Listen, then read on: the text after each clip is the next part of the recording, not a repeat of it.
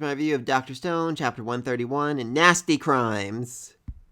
Anyway, starts off with the whole gang trying to escape the battle between Mose and Hyoga, and just love Jin right here, throwing flowers in the guy's face like, "Beware my sorcery!" To get him to run away. That was just so perfect for him. Though that delay almost gets him killed, so not great.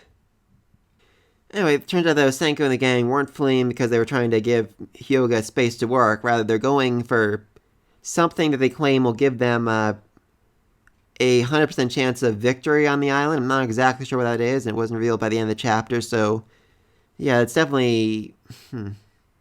Are they going back after the drone? Like, do they think getting that will save them? I don't think so, because it says, if we can make what I want in a hurry, we'll be able to attain victory, so it's something new, something unexpected. So anyway, that looks like Mose kills Hyoga because he unleashes his full power, because he's not holding back anymore. And we don't really see them for the rest of the chapter, but in the part where the big oaf is yelling, you can see like a battle taking place at the back of the ship. I guess that's them, so I guess despite that hit, they're still fighting, maybe? I'm honestly not sure about that. Anyway, then Ibara gives the trinket to Arashi to have him go to the center of the island and activate it. And, yeah, that's not going to go well for him. I assumed they had some kind of way of remote activating it from a distance or something, but no, his plan is quite literally to sacrifice Arashi so he can activate the trinket. And, yeah, that's about it. Just let him die. So, yeah, Ibara sucks, and Kurosami's starting to put two and two together, like, wait a minute, you might not be a good guy here.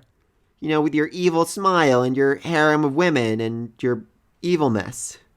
I mean, she really goes up against Ibara here. She even says, hey, we haven't actually evacuated everyone yet. There's still people on the island, our people.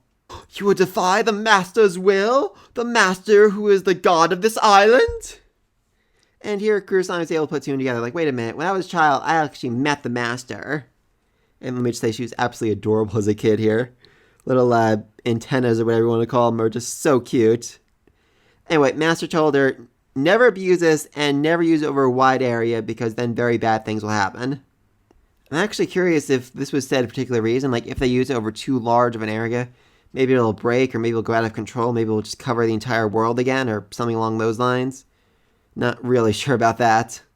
And then, she finally asked, like, straight up, so, Ibara, are you seriously talking for the master, or are you just talking out your own butt here?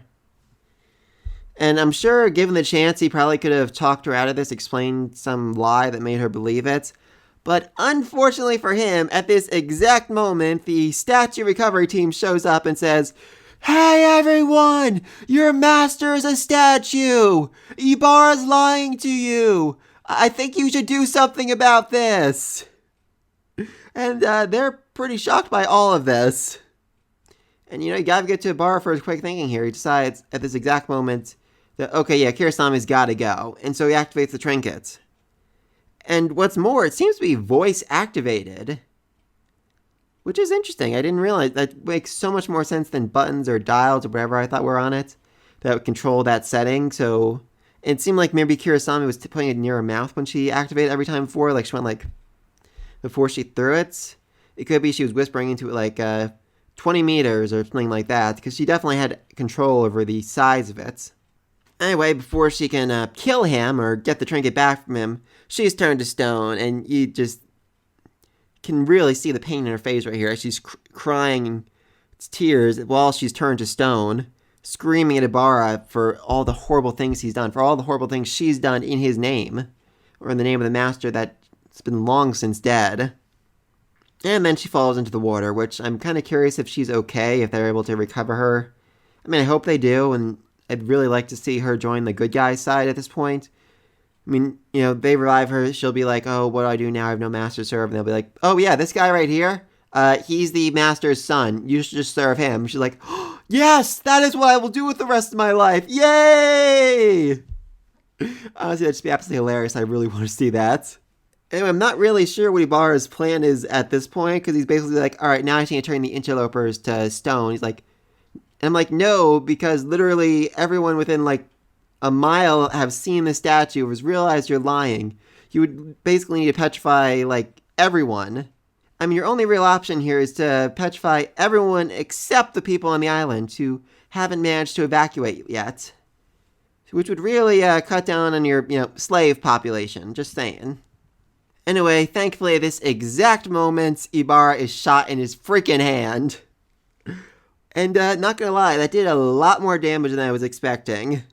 So yeah, Yo is alive, and I had a feeling he was, honestly, because I counted the bullets, and he still had one left when he was, thrown into the water. So I thought maybe that ended up playing a role down the road, but I figured, the weapon was waterlogged, so we couldn't do it that way. But nope.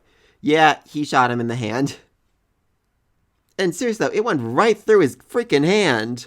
I mean, Senku said this thing was no more than a BB gun, but no, that is a lot of force behind it.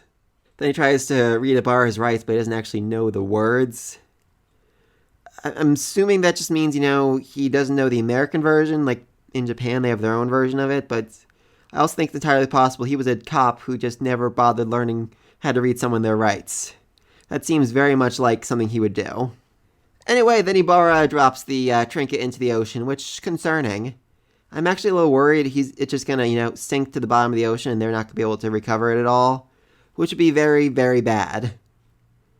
I mean, hopefully then at least they could, find out where it came from, and maybe track down other ones. They could free Tsukasa from the stone or something. But definitely it seems like a pretty good probability that they aren't gonna be able to recover that, so not great, but better than him having it. Anyway, yeah, he's essentially lost at this point. Both of his, top people have turned against him. Everyone knows the Masters of not real. Actually, not quite sure what Mose is going to do here. Because like I said before, we saw him fighting at the part where the big oaf yelled about that the Master was a statue. We didn't see him fighting after that. We got another shot of the ship. There's no, combat going on back there. So it could be that now that the secret is out, Mose has no reason to defend Ibara anymore, to stay on his side. Now it's just better for him, to turn against the old fart and figure out what to do from there. Not entirely sure about that, but yeah, and Senku still is the thing he's making. No idea where that is or what he's up to with that, but I'm very excited to see what he ends up making. So again, just let me think about all that down below.